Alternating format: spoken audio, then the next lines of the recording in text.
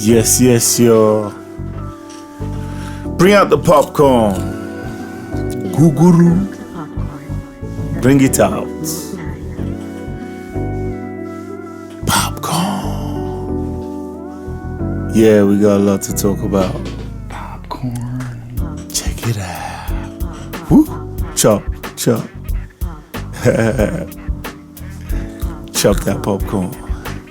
Today I got bits and pieces. First of all, we're gonna address some hate. I put this out and this is the 23rd week, episode 23. Give us a round of applause. Alright, some guy sent a message saying, "Oh, what's that sound? Why are you always eating popcorn?" Why? It's called ASMR. Some people like the sound, some people don't. If you don't like the sound, well, sorry, I ain't gonna remove it. It follows the theme, popcorn. Now, most of the episodes I've talked about me as an artist, but a few of them, I just want to give you guys an insight into my life, because I'm a human being too. I started this rapping thing very long time ago. I wasn't serious with it until people around me just said, "Listen, you're special. You could really do this." I went to BIDA Poly. Most people know that. And over there, it was miming that was popular, not, doing your thing with a mic and someone playing an instrumental or the DJ giving you an instrumental, then you just doing your thing. It wasn't very, very popular. They used to call it live rap, like I said in the last episode. And the mimers got more love than the guys that did their own rhymes. And most of the time they'll say, "Hey, you're doing someone else's rhyme. You're not rapping, you're not doing they won't even give you that respect because they just think you're doing someone else's rhyme." But it's all good, It was like the guys that mime, they were like, the mumble rappers are the new mimers, and the real hip hop heads are the guys that do live rap. That's how I see it though. But when I was in BIDA, a lot of funny things happened. A lot of strange and funny things happened. When I first got to school, I didn't have a hostel. So I met one guy. I've forgotten his name. And he was like, "Yo, I'm a jam by too. Let's look for guys that can just squat us." So we started going from hostel to hostel. And then meeting guys. It's like, "Yo, man, I just came in from Lagos." And mind you, BIDA Poly is BIDA is like 9 hours, speed when you like, let's say, forget the speed now, let's say probably like 11 hours NSTA from Lagos. So we didn't really know people. So we started begging people to, "Hey, can you squat me? Blah, blah, blah." And most of the guys said no. Like, I had no issues with those that were just, saying, "Sorry, man, I can't do it." But there were some certain guys who went to they were laughing at us. They told us to bring some crazy amounts of money. Like, if I had that money, I would have just gone to town and got myself a nice crib. So fast forward to when I started drawing posters. You see, the guy that did that to me, that really made fun of us in a situation that we were just struggling, and it was like everything was hopeless. I just felt like every time I feel like I made a mistake, and I was just like, I need to go back to Lagos. I need to find a way to go back to Lagos because I won't survive.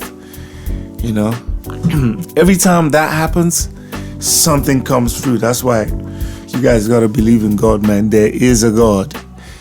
So let's say fast forward a couple of years when I was already making posters when I was popular in school. That same guy came. He was like the representative of one of these states, and they wanted to draw a poster, and they needed me to draw the poster. I just looked at the guy and I was like, "I'm not going to draw a poster for you guys." And they were like, "Why? Modenine, why? Why aren't you drawing poster? Come on, man, why?" I was like, "The reason why is because of this guy." I pointed to the guy. When I came to this school, you made fun of me. You didn't want to squat me. And it was a joke thing to you. You were laughing. You were having fun with your friends. Now it's my turn. I ain't drawing the poster. Long story short, I did the poster. I did it. Because I'm not a bad person. So I did it, but I charged them more than I charged a normal person, because like they had to pay for it. You know, you gonna get yours beat. You gonna get yours. You gonna get yours beat. And that's what happened to him. And BIDA was a crazy place. I had one guy that I squatted. Because of, and funny enough, because of the way that guy treated me, when I got my own room, I just squatted the first person that came and said, yo man, I didn't know this guy from nowhere, but I just knew that he came all the way from Lagos. I'll say his name was Peter. He came all the way from Lagos and he had nothing. He didn't even bring food. Most of the time, the squatters, the Oga landlords, that's what they call them, they'll make the squatters bring all the food. But this guy never brought food. He never really brought money, but I just did it because I didn't want to be like these guys, you know. And he was a loyal guy. He was in mechanical engineering. He was loyal. So in my room, there were like 2 bunk beds. There was the top bed and there was the bottom bed. And then on the other side, top and bottom. I was on the top, on the other side. And the guys that had the bottom bed were some guys from the Christian Fellowship. Now, you know how brothers from the Christian Fellowship be. I think he had like 4 official squatters, so the place was always crowded. But I didn't mind because they were very good people, and I got along with all of them. But on the other side, we had one Nupe guy called Garba, and wait for it, the bottom bunk was kind of empty for a while until drum roll.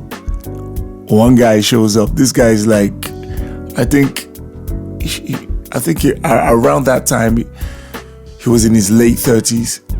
He was a force man. I think it was an Air Force man. And he was just, doing his HND. So we gave him a nickname, Our Man. Because Our Man only used to eat yam and palm oil. And he used boiling ring to boil the rice, to boil the yam. He'll put the yam, he had this bowl, right? Cut the yam, put it inside the bowl, and then put water, then he'll put a boiling ring in it, and he'll boil the yam, then he'll take salt and put it in palm oil, and he will eat it. And we used to call him Our Man. He was a crazy guy. He didn't like people coming to even visit. So I had one of my class rep, Paul, and the guy, let me say, from Benue State. So he's loud and crazy. So he came to the room and he knows Garuba, the guy on the bunk bed, because Garuba was in quantity surveying and I was in building. So he sat on Our Man's bed. And that day, the whole school almost went boom. So long story short, Our Man and Paul, they clashed. Our Man just said, don't sit on my bed. Don't you ever sit on my bed. I don't want anybody to sit on my bed. He was a crazy guy, man. He was a crazy guy. He didn't really used to talk to anybody. He tried to sum people, like he'll try to give you advice and try to own you, try to make like, yo, you didn't send me to school, so man, I don't have to listen to you. He'll just say, Babs, you're playing too much music. I was playing my Red Man making cards, on my side of the room. It wasn't even loud. You are playing too loud. I want to read my. If you want to read, go to class. So there was a day, because he's an Igbo guy, and the guy I squatted, Peter, is an Igbo guy too. So one day when I was out, Peter told me this later. He said Our Man came to him and said, Peter, that your landlord is a useless guy. He's a useless guy. Do you know that he's a useless guy? Why are you following this useless guy? Then Peter just said, I beg, let me Joe. If I tell you, say make you squat me, you go green squat me. The guy came over. He was eating yam and palm oil when he was telling Peter that. So he came over to the outside of the room and he just opened the curtain. He was like, Peter, shaking the fork right in the guy's face. Peter, I hope you're not talking to me. Peter, I hope you're not talking to me. And Peter just said, I'm not talking to you. So when I got back from class, Peter told me, I was like, yo, this guy be bugging, man. But, it wasn't all drabby and, arguments and altercations here and there. It was just funny stuff was happening when I went to visit my guy Olumide. Olumide was cooking. He was cooking beans. That was everybody's favorite, because after all your food, your rice finishes first. Then it gets beans. And then we get oil. One person will bring the oil, then, you know. So this was our last beans. So we were making it. So this guy, I won't mention his name, but okay, let's call him B. B will come to visit, and he will be talking about something serious, because he was like the president of Mercury Club at that point in time. So you say, so Modenine, you're going to design this poster, you're going to do that. And we're like, yeah. He came the first time, talked for like 30 minutes. Yeah. He talked. He went again. Then he came back again. Then he came the third time. No, when the beans was getting ready, Olumide put water in it again, because we didn't want the guy to eat out of it. So he'll put water inside the beans. So the third time when he came back the third time. Yup, he came back the third time. And when he came, and the beans was getting dry, Olumide just timed it again and said, okay, let me just put some more water in it so this punk can go. The guy just rushed him and held his hand. Man, you leave this thing. This beans is done. You think that I came here to talk about Mercury Club? I came here to time these beans. I beg, make we chop these beans now. They hungry. So that's just how it was, man. And he had a spoon in his pocket. Can you believe that? So the real reason why he came to the room was just to eat beans with us. It was really peak like that. BIDA Poly was a crazy place, man. Most of us came from Lagos. Like, Lagos was far away. We got broke at the end of the semester, and we just had to go around chin from everybody, or sometimes forming Voltron. If you have this, next person brings this and that. So my first partner, right? Too Crucial. Everybody knows that. If you're a big fan of Modenine, you probably heard me mention a guy called Too Crucial. Yep, Too Crucial. He was a proper guy. Like, the rap thing wasn't a joke thing. Like, to me, I was just like, you know, happy to just be spitting bars every now and then.